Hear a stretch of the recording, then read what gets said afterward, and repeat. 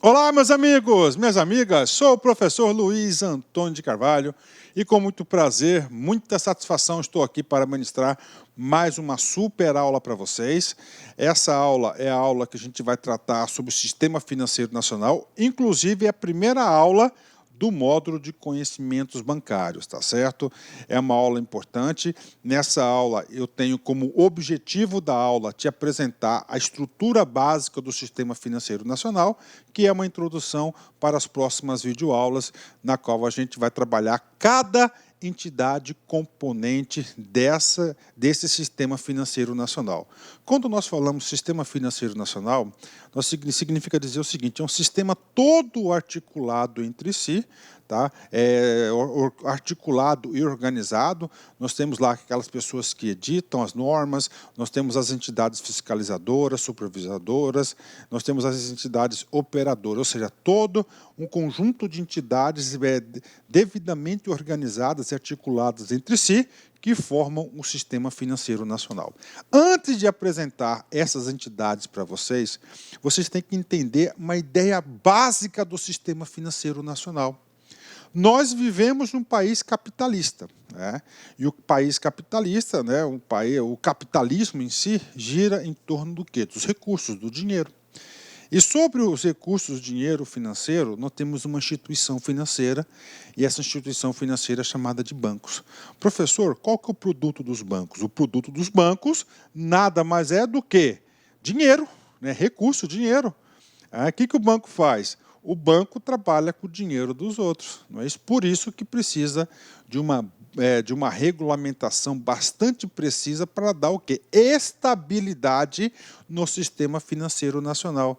Então, o trabalho dos bancos nada mais é do que uma intermediação financeira. Professor, intermediação financeira entre o quê? Intermediação entre alguma coisa, entre duas pessoas, né? Aquelas pessoas que são poupadores, que têm dinheiro sobrando, e aquelas pessoas que estão precisando de dinheiro. Com isso, vem cá, quero fazer uma explicação para vocês entenderem, né? O meu objetivo do Sistema Financeiro Nacional, tá? É um objetivo aqui, eu vou colocar um exemplo de intermediação financeira, e vocês devem captar a ideia central desse exemplo. Deve ter o juízo de valor do Sistema Financeiro Nacional, assim, em linhas gerais. Então, nós temos aqui, né, aquelas pessoas que são agentes superafitários. Professor, o que são agentes superafitários, né? São pessoas, né, que têm o quê? Recursos sobrando. Está aqui para vocês, né? Recursos sobrando. Né? Tem, claro que tem, né? Aí vou dar um exemplo prático para você. Você que está me assistindo, né, com fruto aí de muito trabalho, do seu esforço, você tem um capital sobrando. Por exemplo, você tem aqui, ó, 10 mil reais em dinheiro guardadinho debaixo do seu colchão. Está lá, 10 mil reais, né?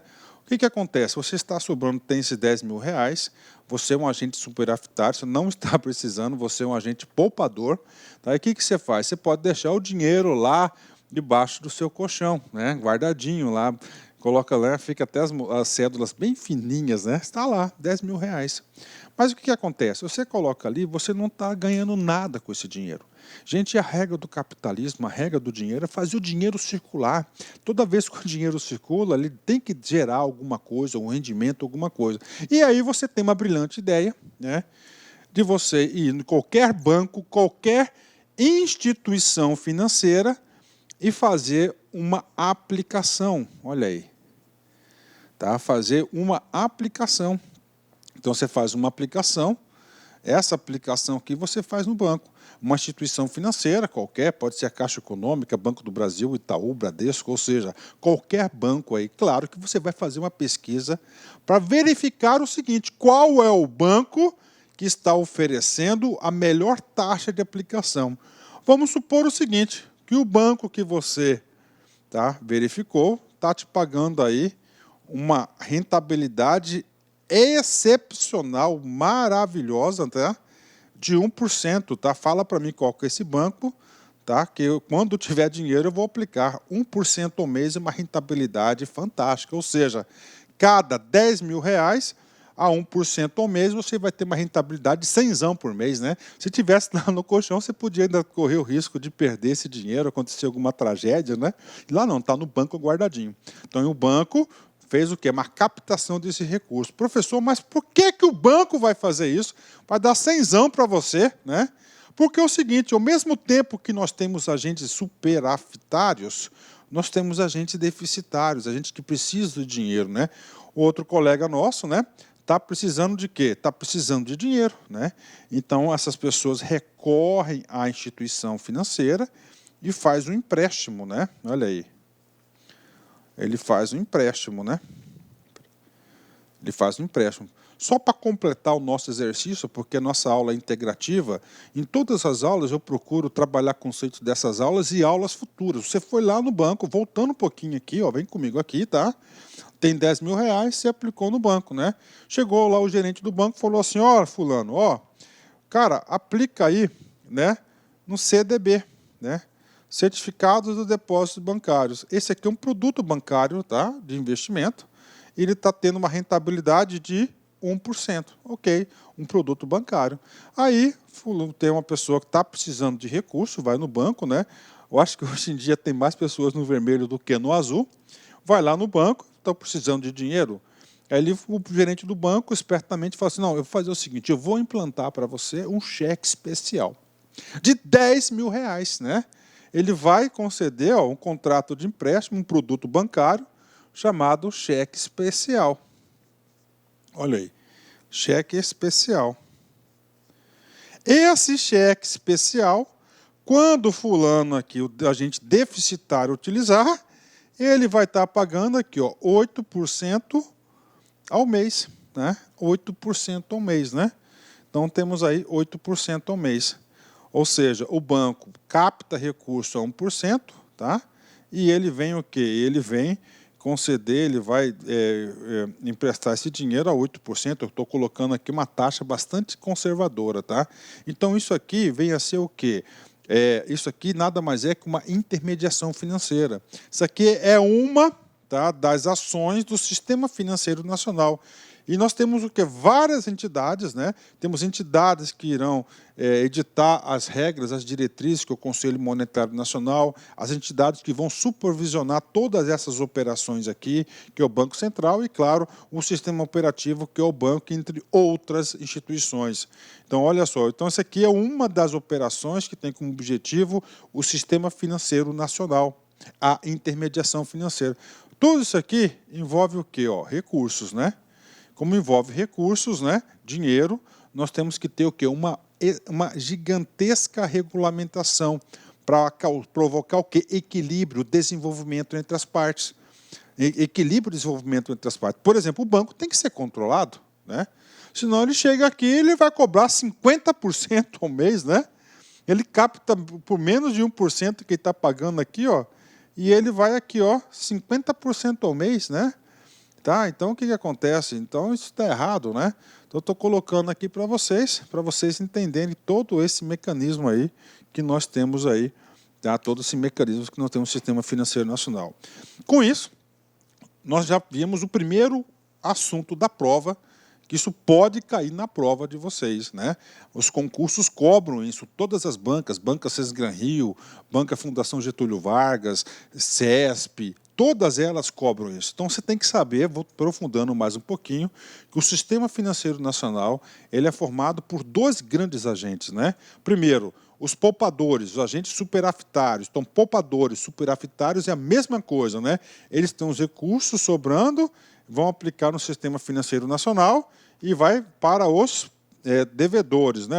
Chamados também de agentes doadores finais, né? Ou também agentes com excesso de divisa, né? E excedentes financeiros. São todas terminologias que são designados para os poupadores e agentes superavitários. Eu gosto de apresentar isso, por quê? Porque uma prova de concurso pode cobrar isso, né? E para o lado de lá, professor, para o lado de lá são os investidores, os tomadores de recursos, os agentes deficitários ou carentes de recursos, né? agentes com escassez de recursos financeiros, devedores e financeiros. Pronto, né? Como estou explicando o sistema financeiro nacional. E aí, professor? Cara, somente com essa explicaçãozinha aí de 3, 4 minutos, você já tem condições de quê? Você tem condições de fazer questões de concurso. Isso já foi cobrado em concurso. Vem comigo. Banco do Brasil, CESP 2009. O Sistema Financeiro Nacional atua na intermediação financeira, ou seja, no processo pelo qual os agentes que estão superavitários, com sobra de dinheiro, transferem esses recursos para aqueles que estejam deficitários, com falta de dinheiro. E aí, professor, qual que é o nome disso aqui? O nome disso aqui nada mais é do que intermediação financeira, é exatamente isso, né? Então, o Sistema Financeiro Nacional, ela vai estar atuando nessa intermediação, agentes poupadores e agentes deficitários, né? E aí nós temos diversos tipos de produtos bancários, que vão atuar dentro desse Sistema Financeiro Nacional, que nós vamos ter oportunidade de estudar um a um. Professor, logo essa questão do CESP, ela está errada, desculpa, ela está super correta, né? Questão correta. Vamos lá, vamos continuar, né? E agora, professor, de onde que surgiu? Aliás, não é de onde surgiu, é importante, tá? Essa intermediação financeira, sim. É importante para o desenvolvimento do país. Então, claro e evidente que há uma disposição constitucional, tá? Sobre o Sistema Financeiro Nacional.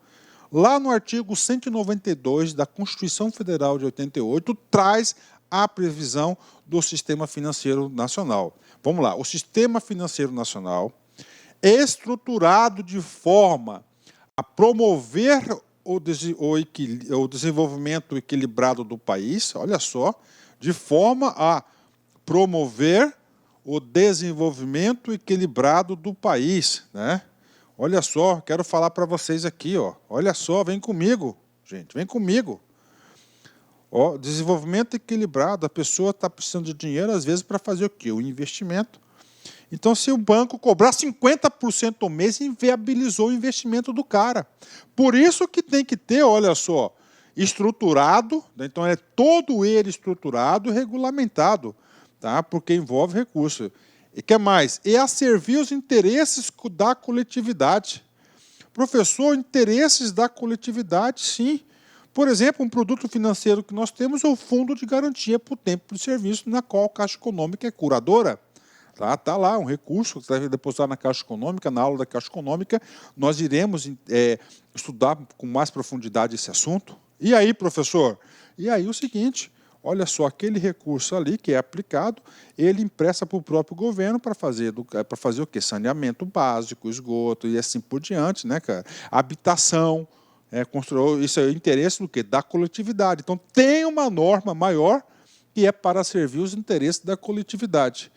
Em todas as partes que o compõem, abrangendo as cooperativas de crédito. Olha só, o Constituinte trouxe para o âmbito do Sistema Financeiro Nacional as cooperativas de crédito, que também será o quê? Objeto da nossa aula, né? Um objeto de uma aula nossa bastante específica.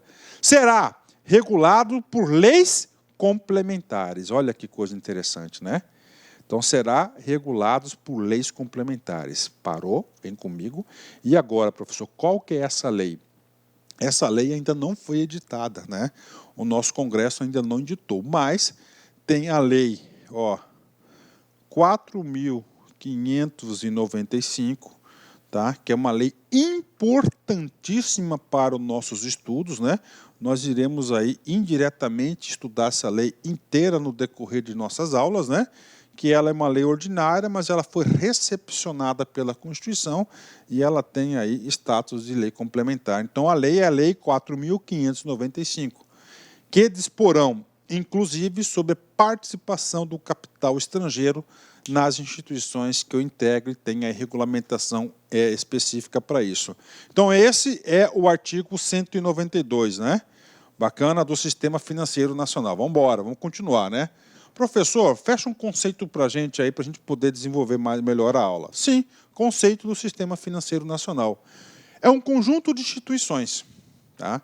Aqui nós vamos estudar dezenas de instituições, Banco Central, Caixa Econômica, Conselho Monetário Nacional, Banco do Brasil, Comissão de Valores Mobiliários, enfim, dezenas de instituições, tá? Um conjunto de instituições, autoridades monetárias, por exemplo, Banco Central do Brasil, instituições financeiras públicas, Banco do Brasil, Caixa Econômica, e privadas, Itaú, Bradesco, que tem como objetivo principal realizar o fluxo entre os agentes econômicos, isto é, transferir recursos dos poupadores para os tomadores de recursos. Olha aí o conceito de intermediação financeira, né? Conceito de intermediação financeira. Então, esse é o conceito do Sistema Financeiro Nacional. O que deve ficar? Primeiro, é um conjunto de quê? De instituições, cara, entidades, são diversas entidades, diversas, né? E nós vamos ter oportunidade de estudar todas elas. Nessa aula, eu vou apresentar algumas delas para você já ir se acostumando com isso, tá? Então, Sistema Financeiro Nacional. Bacana? Ó, intermediação, cara que está sobrando dinheiro, né? São poupadores para aqueles que estão precisando de recursos, tudo regulamentado. Vem comigo. Vamos fazer um exercício top agora, né?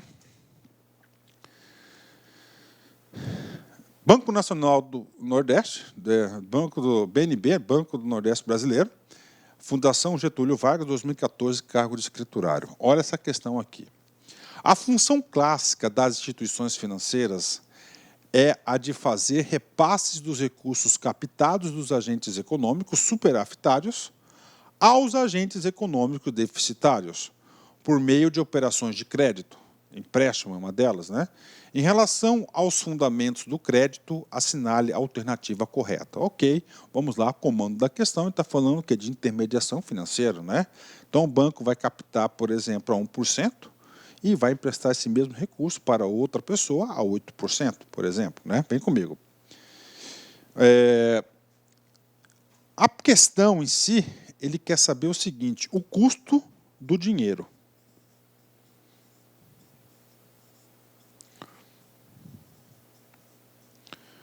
Ok? Vamos lá. A. O volume de crédito oferecido pelas instituições financeiras não é regulamentado pelo Banco Central. Errado, tá? Está errado, tá? O Banco Central tem uma regulamentação intensa, né? Ah, professor, mas o Banco Central não faz parte do sistema normativo, vírgula. O Banco Central faz parte do sistema que vai supervisionar, mas o Banco Central faz parte do subsistema normativo, que é fazer cumprir as normas editadas pelo sistema normativo. Então, está errado. O Banco Central edita, regulamenta esse setor aí, claro, em acordo do Conselho Monetário Nacional. Então, o erro está na palavrinha não. B. A formação da taxa de juros cobrada nas operações de crédito é fixada pelo Banco Central para todas as modalidades operacionais. Está errado, né? O que está falando aqui, ó? Quando a gente fala formação da taxa de juros, nós estamos definindo o quê? Ó, custo do dinheiro. Custo do dinheiro é o quê? A taxa de juros, né? O que ele está falando aqui? Ele está dizendo que o Banco Central do Brasil vai definir todas as taxas de juros, em todas as não. Quem define a taxa de juros do Itaú é o próprio Banco Itaú. Quem define a taxa de juros do Banco do Brasil é o próprio Banco do Brasil. O que o Banco Central faz? Vai ditar regras, né, diretrizes. Em relação a isso, os bancos farão aí, formarão suas próprias taxas de juros. Não é tabelado, tá? Porque se fosse tabelado, não teria competitividade entre os bancos, né? Inclusive, o Banco Central incentiva bastante a competitividade de taxa de juros entre as instituições financeiras, ok? Vem comigo. Professor, mas e aí, professor? O que tem a formação da taxa de juros? O custo do dinheiro, né? Então, o custo do dinheiro, nós temos aqui, ó, basicamente, 3 fatores que vão definir o valor da taxa que os bancos vão emprestar. Primeiro, né, o custo da captação do recurso. Lembra, num exemplo que eu passei, que o cara tem 10 mil reais guardado no colchão e ele empresta para o banco, né? O banco é o seguinte, o banco vai remunerar aquele recurso a 1% ao mês, o custo de captação, né? Aí, ó, custo de captação, 1%, por exemplo, né? Professor, o que mais? É o famoso spread bancário, né? O que é o spread bancário? O risco, né? É o risco, né? Ele vai emprestar para o cara, né? Por exemplo, R$10.000. Olá, meus amigos, minhas amigas, sou o professor Luiz Antônio de Carvalho e com muito prazer, muita satisfação, estou aqui para apresentar a nossa super proposta pedagógica para você que acabou de assistir essa pequena aula aí, é um pequeno trecho dessa aula demonstrativa para o Banestes. Nós do Lá Concursos preparamos aí um curso top de linha, ponto a ponto edital, super atualizado e super competitivo, com esse nível de qualidade das aulas do professor que você acabou de assistir.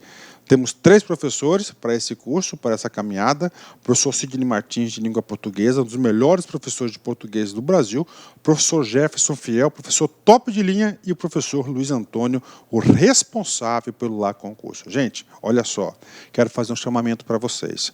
Nós do Lá Concurso estamos no ar há 9 anos e durante esse período de 2010 até a presente data, nós atendemos a todos os concursos de carreiras bancárias no Brasil, com milhares de pessoas aprovadas nesse período. Gente, papo reto, nós temos conhecimento, nós temos know-how, nosso curso tem projeto pedagógico diferenciado, pode ter certeza absoluta, se você vier matricular conosco, dê uma chance, você não vai se arrepender, tá certo? Também, por Lá Concursos, você pode continuar assistindo essa videoaula e o curso completaço, ponto a ponto, por apenas 10 parcelas aí. Aliás, 10 parcelas aqui de R$30 é o seu investimento no Banestes 2018. Pode vir que você não vai se arrepender. Inclusive, nós temos uma cláusula de garantia para este curso online do LAC. Saiba mais, clica lá no chatzinho e conversa com os nossos atendentes. Forte abraço, fique com Deus, espero vocês aqui no LAC. Fui, tchau. Clique LAC.